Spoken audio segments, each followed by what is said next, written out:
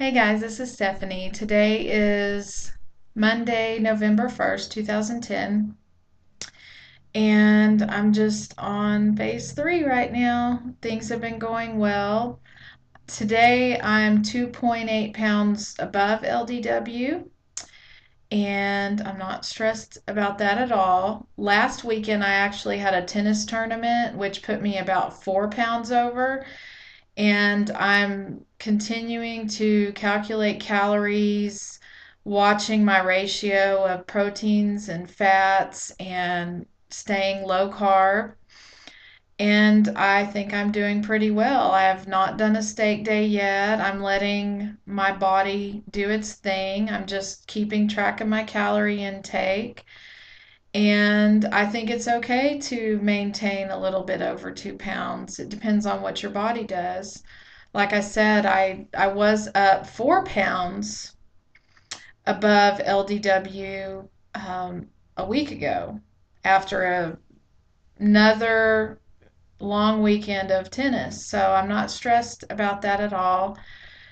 And I'm enjoying P3. There hasn't really been very much to report, so I haven't vlogged since the end of my second round. And I've been terribly busy lately.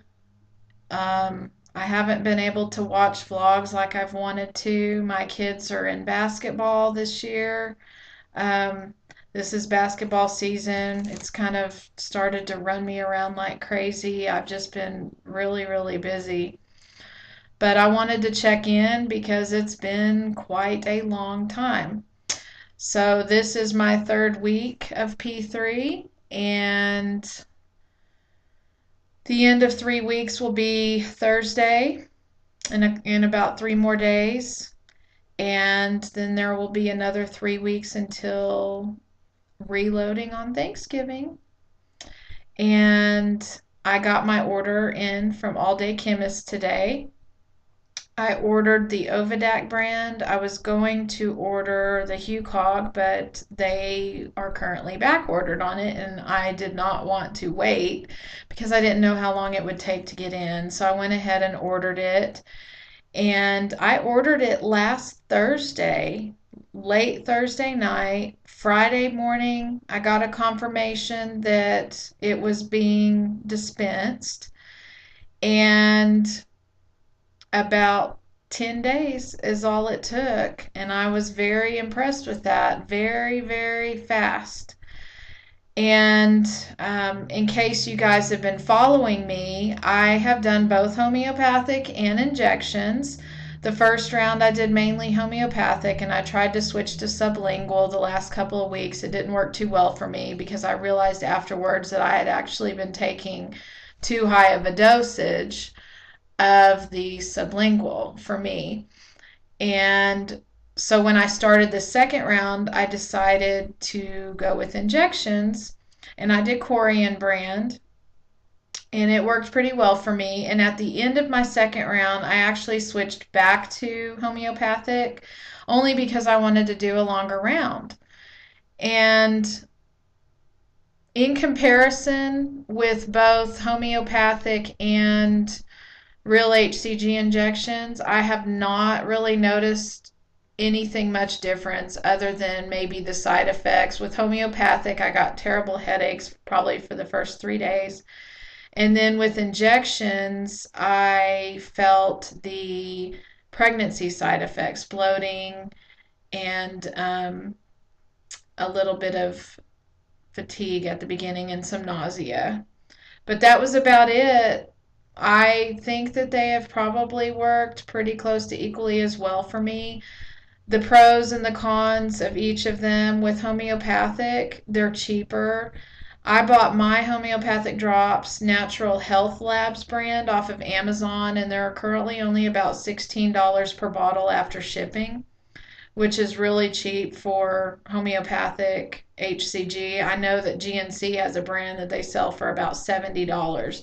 And there's a chiropractor here in town that sells their HCG for about $80. And they give you a book with it. And so the positive part of that for me was that it was cheaper.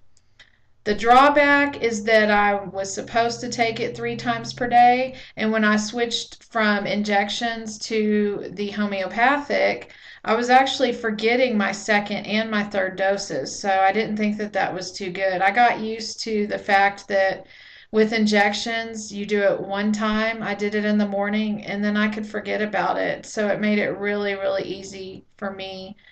And so my choice has been for round 3 to go ahead and do injections because it's just easier. I don't have to remember to take my HCG at least 3 times per day.